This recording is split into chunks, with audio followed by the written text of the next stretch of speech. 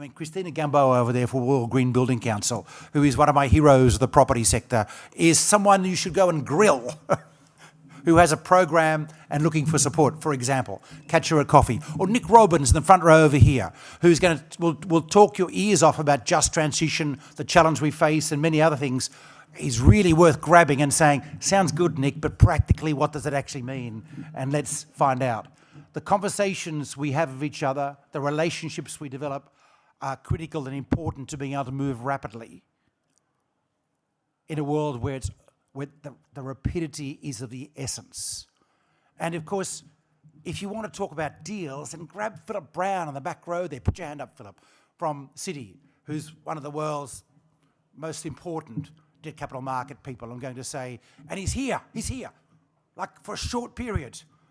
Make sure you get your 3 minutes with him and find out how to get some deals, green deals going. And ask him, why isn't every sovereign in the world issuing green bonds, for example? He will tell you he's trying, but get some specifics. That's the purpose of today. It's the networking, it's the conversations, developing the deeper relationships that will allow us to move quickly. Above all, speed is everything now. The shape of the future has been decided. It will be clean and green. We know that. You won't find an investor in the world of any large scale who doesn't think that's the case. The question is the speed now. But the speed is not only material, it's everything. If we don't move quickly enough, we miss our window. Our global window to get emissions down and avoid utterly catastrophic climate change, folks, is 7 years. Whoa, that's a lot of deals to be done in 7 years. 50% reduction, remember that. Okay, now that wasn't the formal start, that was just for those lucky ones who were here in the beginning. I think, are closing the doors, we'll get going. Can I confirm that the internet side is working and we're queued for video? All right, so, 1, 2, 3, now, formal start. Welcome, everyone, to the Climate Bonds 2022 annual conference. Thank you for joining. Yes, that's right. Clap. Someone's going to clap.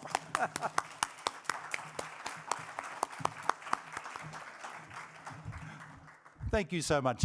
For those of you that missed the beginning, I'm Sean Kidney, CEO of the Climate Bonds Initiative and your host today. We have a full and packed agenda. To kick us off, I'd like to welcome Citi CEO Jane Fraser, who has sent us a message by video online. And note, by the way, this is an in-person and online event. While we have a room full of people here, we have about 1,500 people online. We have translations in 5 languages. There's an audience right around the globe at the moment. But first, can I get Jane to kick us off, if I may? This event comes at a defining moment, a year of intense weather, including summer heat waves and wildfires across the globe, has once again highlighted the urgency of the climate crisis. Yet, the war in Ukraine and its impacts on the global energy supply have further complicated the transition to a low-carbon economy. At Citi, our determination is as strong as ever. We believe that global financial institutions like ours have the opportunity and indeed the responsibility to play a leading role in confronting climate change. We have engaged in these efforts for many years, putting in place the foundations to help our clients achieve net zero. And today, there's an additional S in ESG, and that's security. And our efforts are helping corporates and communities build resiliency and sustainability in combating climate change. Earlier this year, we released our initial plan for achieving net zero emissions by 2050. Given the size and the breadth of Citi's portfolios and businesses, reaching net zero, it's a Herculean undertaking. What does it mean? It means rolling up our sleeves and working with our clients to embed the transition into every aspect of our work. The transition won't look the same for all of our clients, and that's why we're engaging client by client and sector by sector. Where the solutions are known, renewable energy, for example, we must facilitate scale and widespread adoption. And where solutions are less clear and more difficult to define, such as in agriculture or heavy industry and other high-emitting sectors, we must discover climate-friendly alternatives to business as usual, all with the goal of reaching cost parity as quickly as possible. The financial sector can help unleash the capital and put companies on the path to net zero, but strong government policy and technological advance are critical to driving change at scale. Thankfully, we have great partners such as Climate Bonds, which has been such a champion for public-private sector collaboration and which has consistently delivered cutting-edge solutions and provided clear, ambitious, science-based standards to support the transition. Confronting one of the biggest challenges of our time is not going to be easy, but out of collaboration and cooperation come hope and progress. Thank you and enjoy the conference. Thank you, Jane. You heard her talk about an organisation in transition. This is very much a theme of today. We're not about the perfect, we're not about the really hard stuff, we're about changing the world in the right direction at the speed and with the ambition required. And we're really thrilled to have Citi as our gold sponsor for this particular event, supporting us at this, and we're looking forward to a lot more work, Philip, and a lot more deals. I'm just pointing to the guy who's going to make the deals happen in the back row there.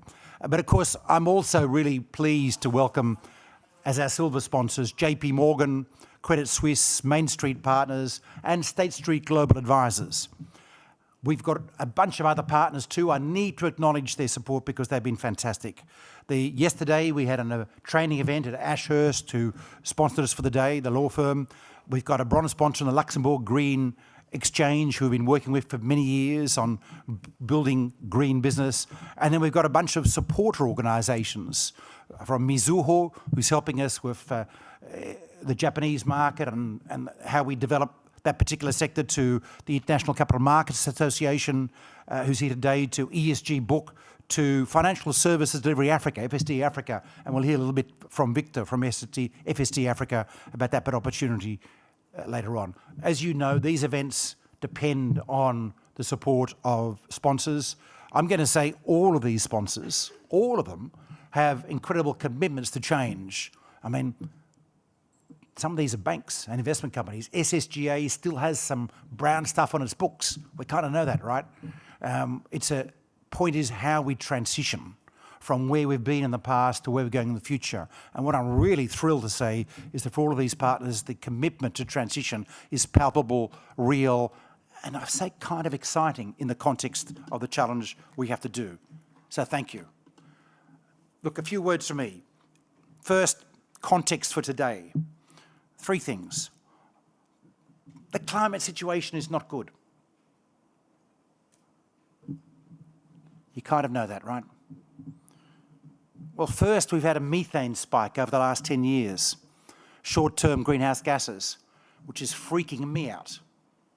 Why? Well, some of it's coming from the Arctic, a little bit of it, methane leakage.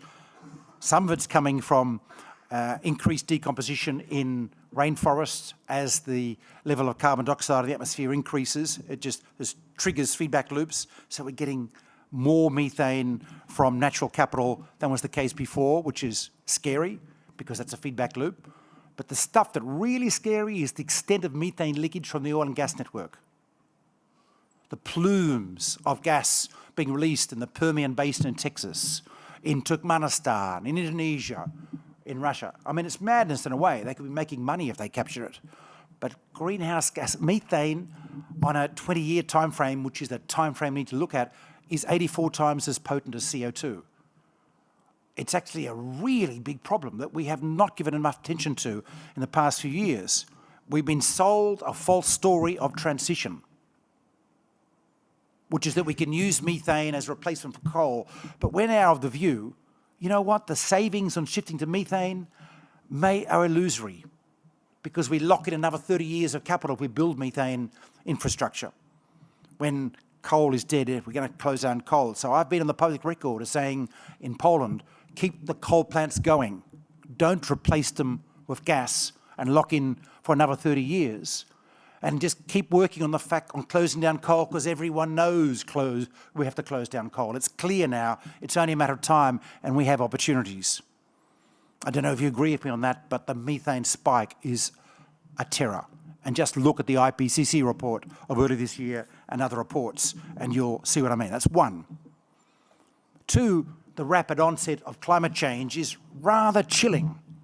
We are seeing impacts this last year in summer, which we weren't expecting to see for another 25 years. With the extraordinary heat, drought, and then floods in Pakistan. I mean, talk about yo-yo. With the heat in Sichuan and the drought and the consequent effect on energy supplies to coastal China. With the drying up of the Rhine and the impact on Germany's GDP because its major transport hub is not working. Well, you can sort of see how this plays out now, right? We don't necessarily feel it as gently warming environments or rising sea levels. We feel it as economic impact, like the GDP effect in Germany. Or we feel it in other ways. Biodiversity collapse is tied to the impact, is about humans' impact on natural capital on the planet, with climate change being the accelerator, the enabler, the enhancer. The pandemic is not something unrelated to what we're doing to the planet. It's directly related. It was about the collapse of biodiversity in southern China and ASEAN, species being forced together, pathogens jumping between species, and then jumping to Paul and I, and us. The IPCC Health Committee has been telling us for 30 years we're going to get a century of pandemics. Folks expect another one in the next few years. One of the big questions for us at the moment is what can we do to better prepare next time, learning from the craziness of the last 3 years, the last 2.5 years. Will we learn the lessons? Will we triple the budget of the World Health Organization in time? Triple the budget of vaccination research facilities, etc. These are resilience questions. These are questions of how we prepare. We've got war. Is the war unrelated? Well, it is unrelated. It's not about climate change as far as we can tell. Well, except it is a petrostate dictator using fossil fuel revenues from Europe to invade a neighbour and, by the way, capture large rare earth deposits and other important minerals for the transition. It's sort of vaguely related. And what you're going to find, what you find with major changes as a result of climate change, is it's never certain. We saw in 2010 a food crisis when the Russian wheat crop failed thanks to extraordinary heat in the steppes. We didn't twig at the time. They banned exports of wheat for a year, and that led to a quadrupling of wheat prices in Egypt, Syria, Tunisia, and so on, which of course led to the Arab Spring. Didn't quite turn out quite as positively as we hoped, the Arab Spring, for a variety of reasons. Revolutions are messy. It's not a great way to achieve the changes we want to have. Volatility is the enemy of sustainable returns and the kind of world we want to live in. And yet that's what we're going to experience, and we're going to see suddenly food price spikes, and someone's going to have to do some investigation and think, oh, it is actually related to climate change. In the 1600s, when we saw the last experience of climate change, 2 degrees cooling, the Thames froze over a couple of times, thanks to, we think, the collapse of populations in Latin America, thanks to releasing of smallpox and measles. We saw 95% of American Indians, as we think now, die in that period. The collapse of whole civilizations. The forest regrowth kicked off a process of cooling. Well, let me just say that in 2 degrees cooling in the 1600s, we experienced that as war, famine, and pandemic, again and again. We lost a third of the world's population with 2 degrees cooling. So right now, we're in a debate about whether we can just keep the 2 degrees warming, or maybe we can keep it down to 1.5 degrees warming. 1.5 degrees warming is a third the carbon budget of 2 degrees. It's a big difference. It's not a minor difference. And yet we are currently consigning our planet to 6 to 7 degrees warming. Do not expect to survive the century without large-scale loss of life at that kind of trajectory. And that loss of life will be everywhere. The heat dome in British Columbia shows us that no one will be exempt. Vancouver, 47 degrees Celsius. This is not Mumbai. This is not Dubai. We will be affected also everywhere. So I want to stress the urgency of the change that we need to effect if we're to avoid the catastrophic projections that are currently before us. A world our children will not want to live in is what we are still on target to achieve. Of course, there are other factors too. The volatility we're seeing thanks to war, pandemic, food. In some ways, the current interest rate spike is a result of pandemic recovery. You can expect a lot more crap to be happening. And that's going to mean swings in the global economy, swings in interest rates. And of course, in the way we currently structure the global economy, swings in and out of US dollars with consequent negative impact on emerging market currencies again and again and again. In that sense, in that world of increased volatility, we have to do more about creating resilience. We have to look at physical resilience, obviously. In Sichuan at the moment, we have not thought enough about what happens when there's a severe drought and we stop delivering power to Shanghai and Zhejiang, which is what's happening at the moment, blackouts, etc. We have to be looking at economic and social resilience in the context of these kinds of crises. The shock absorbers that we haven't had, we patently did not have in 2008 and 2020, have to become norms for our societies. And we need to be thinking about political shock absorbers.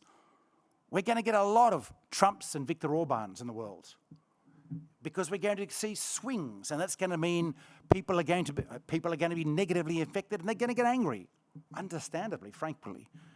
Inequality exacerbates the frustrations of ordinary people. Equality ameliorates. Addressing the issue of inequality is not a matter of fairness or justice, it's an economic and social shock absorber. There's a direct correlation between levels of inequality and levels of fragility in societies, including political fragility. The agenda is urgent. The agenda is very large. The agenda is not just about dealing with rising sea levels. It's the flow-on consequent impacts. And I'm going to say a really critical climate resilience job is thinking about the nature of our civil institutions, thinking about the nature of our global institutions, thinking about the nature of the way we can support each other around the planet, not just in our atomized countries. We can no longer see a world where the largest economy in the world steals PPE equipment from the tarmac of Bangkok, from another country, where the largest economies in the world do not share vaccines, where we need coordination about sharing vaccines with people in Africa, not just hoarding in North America. Well, I don't know whether we're going to fix that. I'm going to say that's our challenge. I'm broadening your sense of problem, I'm afraid. I'm saying it's not just a matter of capital flowing, it's also a matter of the architecture within which the capital will flow. If we don't get the skeleton, the frame right, we will come asunder. If we get it right, we have a good chance of surviving the volatility of the 21st century, because one thing is certain, there's a new normal on the block. Increased volatility in pretty well every way you can think of. But there is some good news. There is some good news.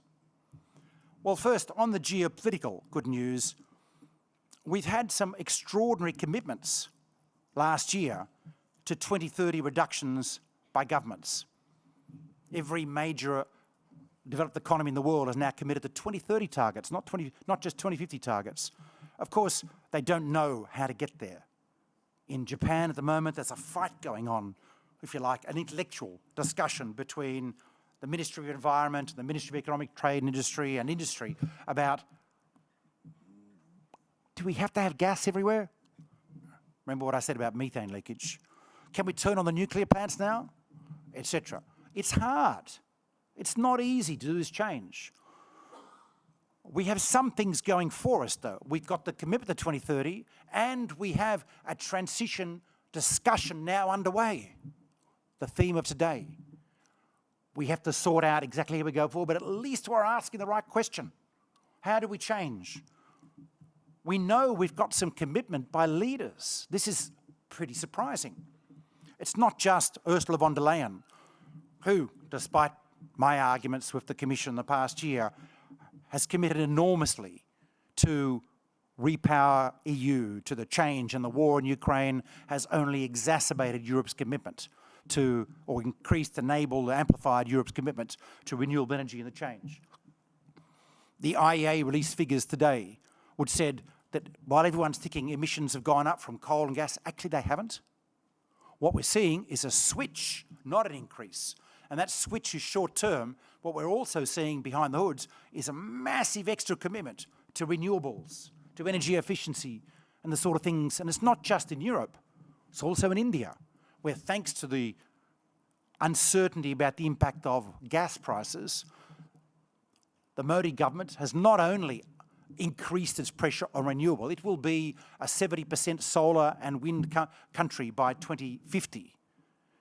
It's going to meet its 2030, it's going to exceed its 2030 targets, already ambitious, but it's also let $140 billion worth of offtake agreements to Reliance, I should say, and Adani for green hydrogen, which is renewable energy generated ammonia to replace fertiliser, which is currently produced by gas, subsidised by the Indian government, the Indian budget, because they're worried about the volatility of gas. And if we bring energy generation and ammonia generation into India, we avoid a big current account deficit problem and a budget deficit problem. Hey, it's obvious. Multiple benefits. The changes are underway right now. That's good news. We have, in fact, good news that Modi, despite the criticism we might make of social policy and the like, is utterly committed to solar, is a solar zealot, thanks to his time as Gujarat Chief Minister, where he saw a massive increase in solar. We know that the Biden administration is finally having some success. The IRA is an amazing bill in terms of the range of things to support the transition, including in green hydrogen. $3 a kilo subsidy they brought in. I mean, it's a pretty blunt instrument, but boy, it's going to work. You're going to see a massive increase of green hydrogen generation, and every one of those green hydrogen companies will make their money back before they start shipping anything. Should be a pretty safe bet. I expect to see some green bonds, Paul. We know that Xi Jinping is personally committed, and understands climate change. There's a fight going on in China between different forces as well. There's the legacy provinces who are trying to maintain growth in the face of the climate challenges and, of course, the COVID challenges. But whenever we hear Xi Jinping talk about it, he basically says, we must go green. I still remember the speech at the Belt and Road Congress a few years ago when he said we need the Belt and Road to be green, and talked about the role of the Silk Road Fund, the Asian Infrastructure Investment Bank in doing that. It doesn't mean everyone follows him. The nature of all our economies, whether that's Europe or India or the US or China, is these are complex economies with many forces in them. But you know what? It helps a lot when our leaders understand the problem and are working for change. We have to support them all, whatever we might think of other policies and other issues, because this is everything. We don't make this transition, we don't survive. Of course, there are a couple of other wins. One is the fruits of the past state action are beginning to arrive. Renewable energy prices, thanks to strong state action by Germany. Thank you, Germany, in 2001, in bringing in a feed-in tariff, which then went viral in Europe, and then China from 2006, starting an extraordinary investment boom. Every year, China has invested more in renewable energy since then than any other country in the world, more than the US. That has driven down prices. Volume offtake agreements drive down prices. Think about that in every green technology area you want. When we start getting large-scale offtake agreements, the prices drop. Thankfully now, in a place like India or Dubai or Chile, solar is now unbelievably cheap. Thank you, Germany. Thank you, China. That's had a flow-on effect to hydrogen. We are going to see $1 a kilo prices of green hydrogen in the next 3 years, not by 2030. And that's going to mean consequent opportunity to change quickly the steel sector and many other sectors. Electric vehicles are dropping thanks to strong state action in China. 20% of all cars sold last year in China were electric, new cars. That's extraordinary. In Germany, last year, 50% of all fleet cars, where OPEX is important, sold, were electric. Extraordinary. This is happening at warp speed before our very eyes. That's a win. Another win is that we have a savings glut. At this time, when all of these things are happening, which are high capex investments, by the way, front-loaded investments, solar, EVs and so on, more upfront cost, lower running cost. Luckily, we have more capital in the world than we need. We are flooded. We've done incredibly well at creating pools of capital over the last 70 years, everywhere. Because of that, low rates will return. There's a wonderful chart in The Economist last week about the long-term trajectory of debt interest rate, fixed income interest rates. From 1311 they start their chart. I have no doubt that fluctuations are going to become the norm, but trends will stay the same. The question is, how do we manage the fluctuations? Resilience in the face of volatility. We still need to bridge emerging market, developed markets. The capital is pooled in developed markets. 70% of the capex that we require in the next 30 years is in emerging markets. We have work to do. And the last benefit is that thematic bonds have grown enormously. We've just hit $2 trillion outstanding in the green bond market. In Asia, ex-Japan at the moment, this year, 33% of all corporate bonds issued were ESG themed. 33%! In November last year, 40% of all bonds issued in Europe were ESG themed. These are themes of the time. We've got some work to do. Investors need to engage, drive, push governments to develop green pipelines and start to think it's not about portfolio reallocation. Shuffling deck chairs in the Titanic is not going to save us. We need to change the Titanic. Work together with governments. Banks, guys, you need some longer lead times here. This is a revolution. It requires a year of development, not 3 months. That's going to mean investment. The CEOs need to commit. The benefit is green market share when the world is going green. Advisors, everyone needs pathways for transition, ambitious pathways for transition. Governments, your budgets are going to be stretched by dealing with emergencies. Partner with capital. Look at fiscally efficient measures to make the transition. There's an agenda for everyone here. Everyone has a role to play. Just to finish, you're going to see next further work on what to do, on the clarity of transition, enabling investments, transition investments, resilience investments. You're going to see further work on harmonisation around the world. 2, you're going to see a lot more incentives, blended finance, guarantees, de-risking tools, foreign exchange incentives. We need a lot more emerging market issues in local currencies rather than in hard currencies to avoid the risks of volatility as money keeps swashing back and forth to US dollars. There are things we have to do here to improve resilience. And then lastly, you're going to see pipeline developments, hydrogen, infrastructure, cities, and of course sovereigns. There is a huge agenda here, and there's a huge opportunity. If we make this transition, we create a different world. We create a world that our children can live in, that our children will want to live in. If we don't, we create a world we do not want them to live in. It's all about the flow of capital, which means you, us. $90 trillion is likely to be invested by 2030. Just think of the opportunities involved. On that note, thank you for joining us today. Thank you for being part of this mission. Thank you for the work you're going to do in the next year to achieve this transition. And I want to invite Paul O'Connor onto the stage, who's the moderator for the next session. Paul, Head of EMEA Debt Capital Markets for JP Morgan, over to you.